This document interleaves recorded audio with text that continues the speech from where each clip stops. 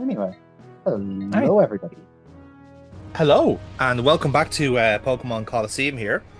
Um, you join us as we have reunited all three legendary cat dogs, and we have a little taster of this here tower that's been Hello, the kind of, hello. I guess what you could call Chekhov's tower. It's been under repair, or it's been being built this entire time, and now suddenly we're at a point where we can start having fun in it. Yep, yep. Realgam Tower. It's a real gammon here, lads. I'm telling you. Yep. I swear, I've always just called it Real Gem Tower. And literally, I this is the I've first time I've realized that. Wait, literally I've been calling only it. only since you said it just there, I've actually been reading it as real gem. You know, as like, of course it's real gem. Any other spelling doesn't make fucking sense. Why would I call it anything else? Uh, Um, I'd say there but are a yes, few times. There are a few times in the main series like that that you'd just I'd have my own name for them, or they're like a blinkly miss a town, and you never think of like, wait, did I actually remember what the name of that was? yeah, yeah. Well, even as Pokemon Go, Feraligatr is a famous one, isn't it? Like, Hmm. it's called Feraligatr solely because they ran out of Or like a, characters. Yeah, yeah. Feraligatr. You know. Or like a, Um, But yeah, like there's some of the towns like that are like that as well. Like I think like the old like the first few gens didn't really have that problem, but when you start getting to like the more kind of like because I think in most of the original games, most towns were kind of like gym towns anyway, so they were kind of plot relevant. When they started or expanding at and the very like throwing least they in, were at the very least they were kind of named after things that you would associate with, things that were like take Gen 1, you had everything was named after colors. that's true, yeah.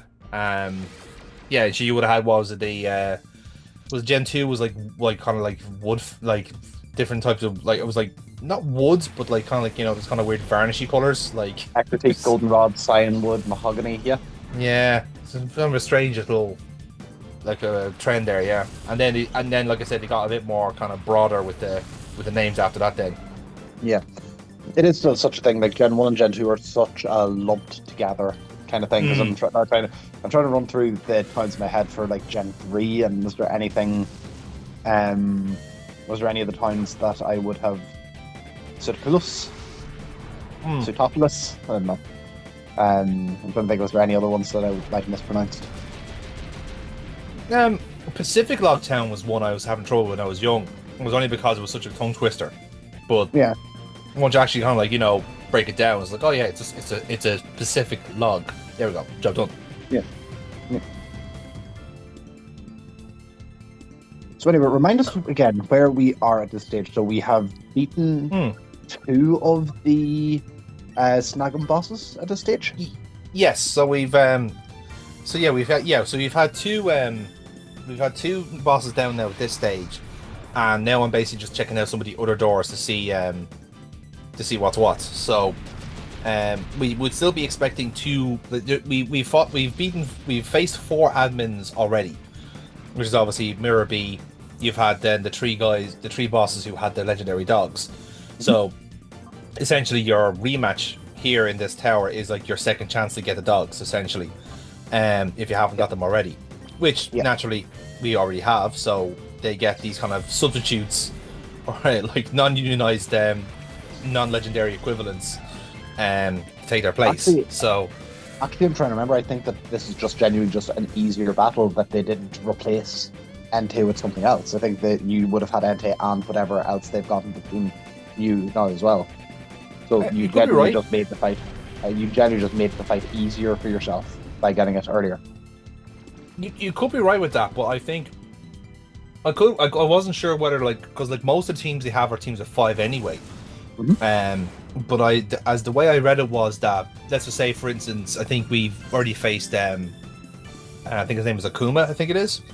The guy that had Entei. So instead of having Entei, he had Macargo. So it was just the case like Fair. okay, it's just like the closest thing to this Entei that we would have had, but even the leveling is the same. So Mm. if we didn't catch him the first time, we'd be facing a level 50 Entei now, and it's still a shadow Pokemon. So like the capture would have been far more difficult. Yeah. But seeing that like we got him the first time, it was replaced with a level 50 Macargo instead, which is a lot more reasonable. You can agree. Oh yeah. Do you ever go back to the? Did you ever go back to Murabi's town and fight his replacement? Not yet. I'm basically using that as a kind of if I need to grind, um, because Or and get revenge?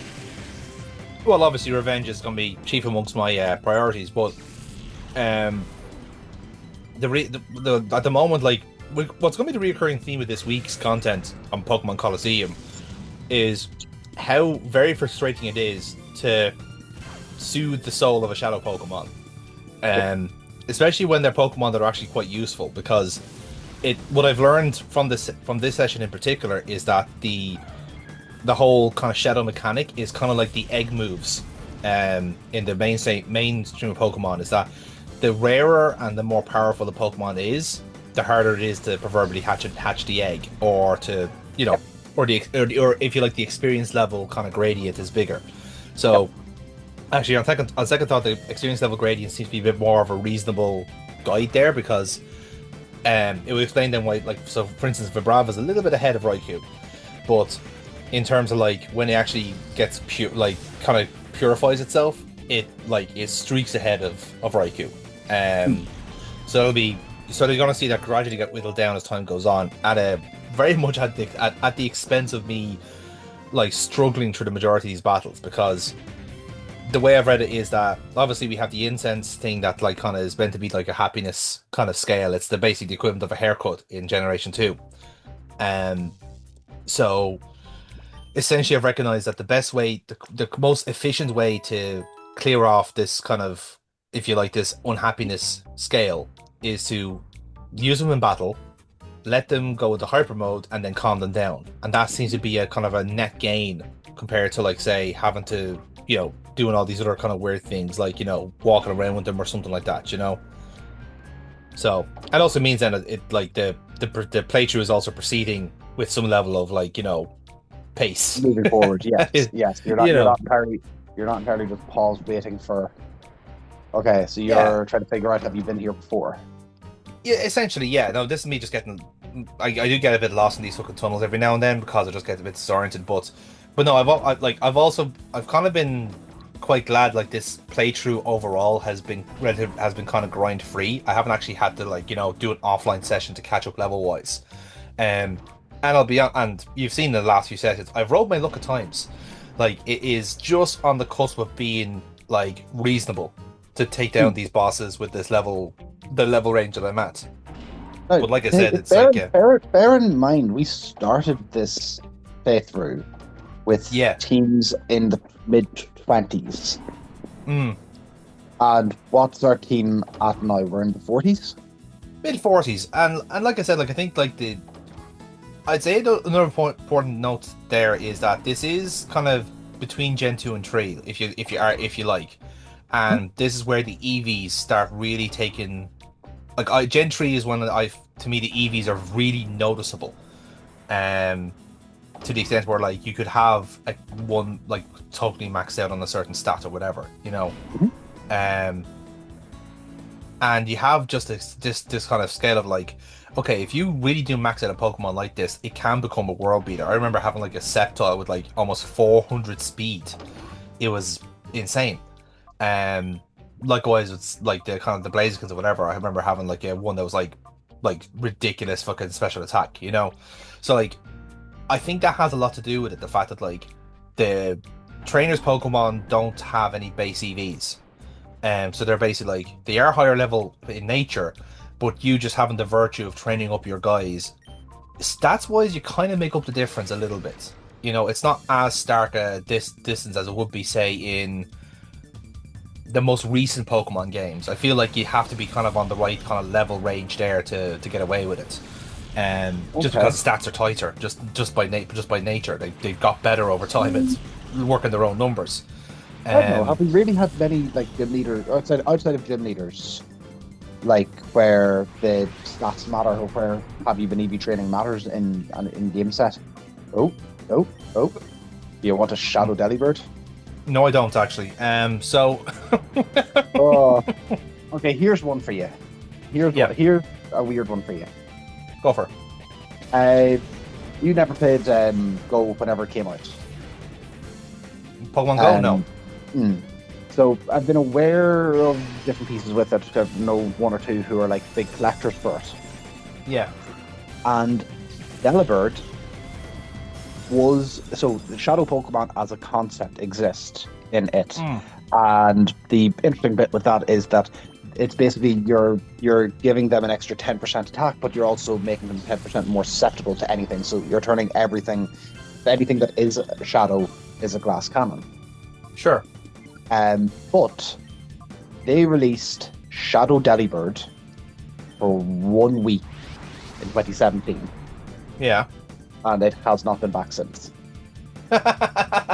So just by nature, that is the one of the rarest Pokemon you can get in the game. By its nature, that's one of the rarest ones.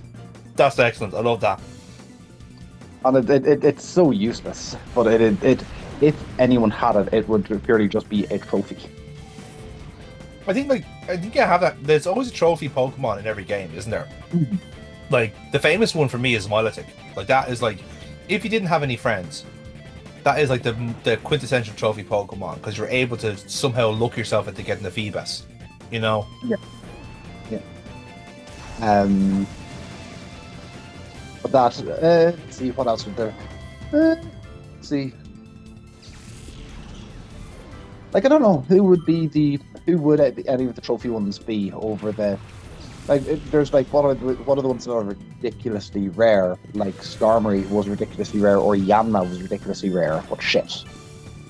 Yeah, that's actually what I'm trying to think of. Like, it's a rare Pokemon, but it's also kind of shit. Gen 1, I would argue, is Porygon. Oh yeah. The only way to get it was the Game Corner. The game Corner, yeah. That absolutely was. You could probably argue Farfetch'd in there as well, but Farfetch'd can be caught in a few places, so it doesn't really qualify. Farfetch'd was also an in-game trade fairly early on. You gave something else for Farfetch'd. Gen 2's one is quite obvious. It's Unknown. Okay. Like I would have said Tyrogue and Hitmontop.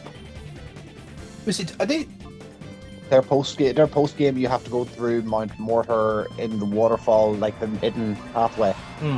There's a particular set, and you have to have an empty slot in your party in order to receive Tyrogue. Yeah, I suppose like that is a fair point. I think like the reason why I picked Unknown in particular is that it's kind of like, you know, it was all its own kind of like self-enclosed section, and like we know about Unknown, it only has one move and it's not particularly good. So it is kind of useless. With Sinnoh, I'd say could well be Unknown because they gave us Unknown question mark and exclamation mark if you did a certain, like, if you caught every other form of Unknown, then you got the special form of Unknown. Okay. So I'd agree with you on Unknown, probably not in Gen 2. Just in Gen 4. Yeah, I think I'll accept that. I think Gen 3, I think Phoebus in itself is pretty useless, but Milotic is very good. So, yeah, I mean, you can argue the toss about that if you want to. I suppose, like, again, you could also say, like, why not is a bit of a meh kind of like addition. You know, was anyone really asking for a pre-evo of Wobbuffet? Because I certainly wasn't. Was anyone ever asking for anything pre-evolved? Very true. Like, on the whole, what Prevo? Maybe Munchlax. I think Munchlax is the funniest one, to be fair. Like, I think that's the one thing. It is like the like, obviously Pichu, just like for marketing reasons alone, is gonna do well.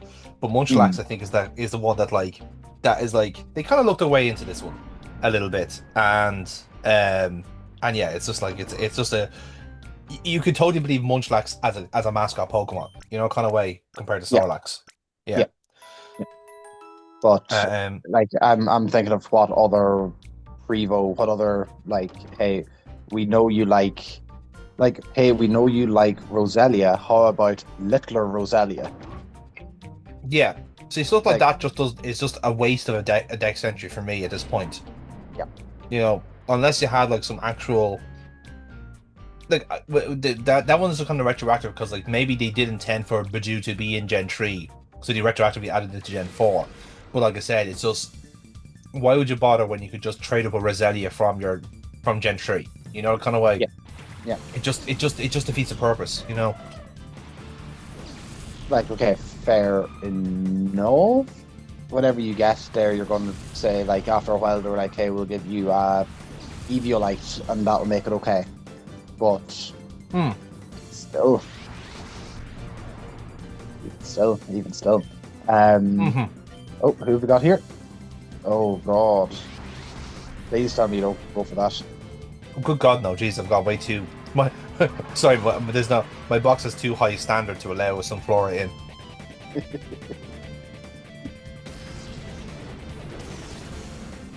Oh, no. But no,